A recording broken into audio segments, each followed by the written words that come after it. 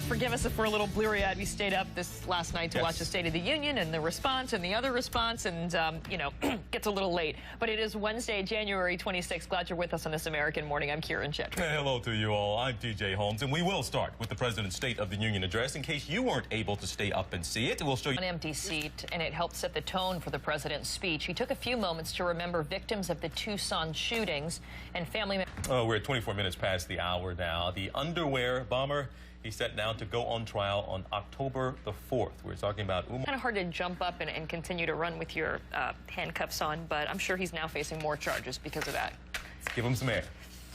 Well, you've never seen a piano bar quite like this one. Take a look. This is a grand deal as they were watching the President's State of the Union address. We have some instant Obama delivered his message of economic urgency in the State of the Union, making sure that we're not buried under a mountain of debt for our future generations. Well, the man who will be tasked with trying to make this happen, at least part of it, is Democratic Congressman Chris Van Hollen from Maryland, the ranking member on the House Budget Committee. Good morning. Thanks so much for joining us. Good morning. Good to be with you. The highlight when we talk about this, trying to get a handle on our deficit, is the proposed freeze in domestic spending over the next 5 years. It really is a small slice of the pie, though, when you take a look at what the so-called mandatory spending that we're not going to be touching right now. The White House is estimating about $400 billion over the next decade.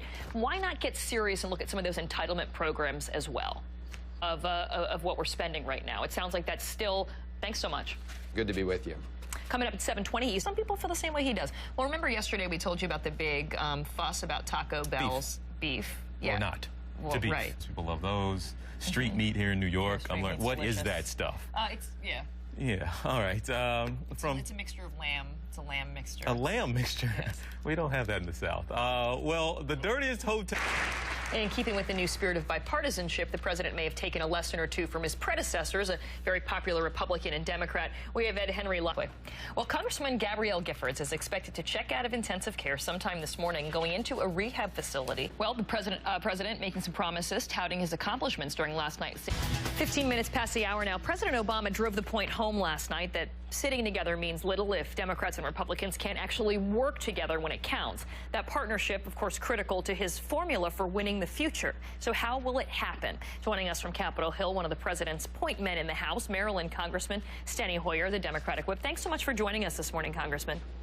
Good to be with you, Karen. I want to ask you about this talk of civility, the seating arrangements. Of course, you sat with your Republican. All right, we want to explain to you what you're seeing there. We'll go ahead and re-rack that, and we'll kind of explain what you're seeing. But this was a circle. You see that video, and you see that humongous wave, and all of you guys, you don't even look like real people. Thanks, Grant.